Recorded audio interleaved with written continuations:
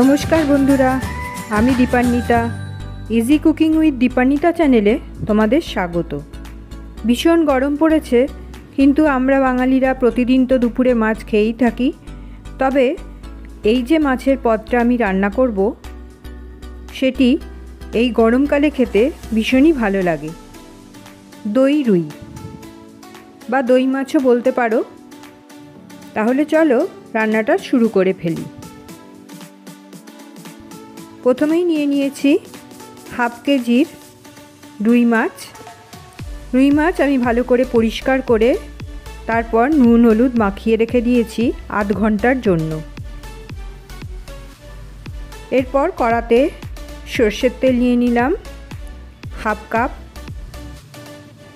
মাছটাকে প্রথমে ভেজে নেব। তেল গরম হলে মাছের টুকরো তেলের মধ্যে ছেড়ে দিলাম। হালকা লাল করে এই মাছটা ভেজে নেব। দুপাশ হালকা লাল হয়ে গেলে মাছ ভেজে আমরা আলাদা পাত্রে তুলে রাখব। এই 500 গ্রাম মাছে 6টা টুকরো হয়েছে। আমি এখানে পেটির মাছ ব্যবহার করেছি। তোমরা পেটি বা গাদা যে কোনো মাছ দিয়েই এই রান্নাটা করতে পারো। এরপর ওই তেলের মধ্যেই ফোড়নের জন্য দিয়ে দিলাম একটা শুকনো লঙ্কা, একটা তেজপাতা, 1 ইঞ্চি দালচিনি, 2টো এলাচ ও 2টো লবঙ্গ। আর দিলাম 1 চা চামচ গোটা জিরে। ফোড়নের সুন্দর গন্ধ বেরোলে এতে দিয়ে দিলাম একটা পেস্ট। এই পেস্টটা আমি 2টো পেঁয়াজ আর 4টে কাঁচা লঙ্কা দিয়ে একসঙ্গে তৈরি করেছি। ভালো করে নাড়াচাড়া করব। পেঁয়াজের কাঁচা গন্ধ চলে গেলে এতে আরও কিছু জিনিস আমি অ্যাড করব। দিয়ে দিলাম 1 টেবিল চামচ রসুন বাটা, 1 টেবিল চামচ আদা বাটা। এবার ভালো করে নাড়াচাড়া করে মশলাটাকে কষে নেব। নাড়াচাড়া করতে করতে মশলা থেকে তেল ছেড়ে গেছে। মশলাটা বেশ ভালো করেই ভাজা হয়েছে। এবার আগে থেকে বেটে রাখা 50 গ্রাম কাজু বাদাম বাটা আমি মিশিয়ে দিলাম। 50 গ্রাম কাজু বাদাম নিয়ে কিছুক্ষণ আমি জলে ভিজিয়ে রেখেছিলাম, তারপর তাকে বেটে নিয়েছি। এবার এতে দিয়ে দিলাম 1 চা চামচ জিরে গুঁড়ো, 1 চা চামচ ধনে গুঁড়ো। এবার আবার ভালো করে মশলাটা কষে নিলাম।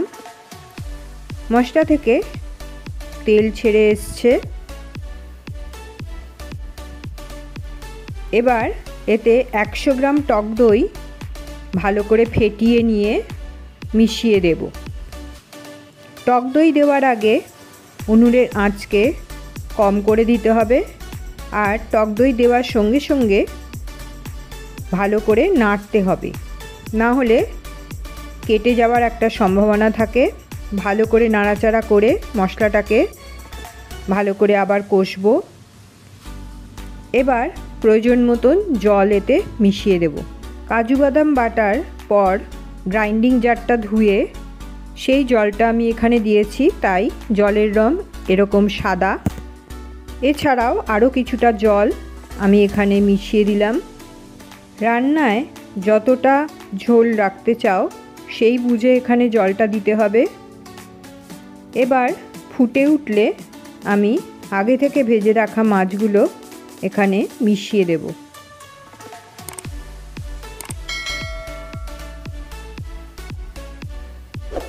এবার দিয়ে দিলাম স্বাদ অনুযায়ী নুন। ভালো করে একটু নাড়াচাড়া করে দেব, নুনটা যাতে ঝোলের সমস্ত জায়গায় চলে যায়। এবারে ঢাকা দিয়ে 7-8 মিনিট আমি রান্না হতে দেব। 7-8 মিনিট হয়ে গেছে, মাছ ভালোভাবেই সেদ্ধ হয়ে গেছে। এবারে এতে দিয়ে দিলাম 1 চা চামচ চিনি। যেহেতু দই আমরা ব্যবহার করেছি, তাই স্বাদ ব্যালেন্স করার জন্য এই চিনিটা দিতে হবে। দিয়ে দিলাম 3টে চেরা কাঁচা লঙ্কা আর 1 আঁটি ধনেপাতার কুচো। ভালো করে মিশিয়ে দেব। ব্যাস তৈরি হয়ে গেল দই রুই। গরম ভাতের সঙ্গে এই দই রুই পরিবেশন করে দেব।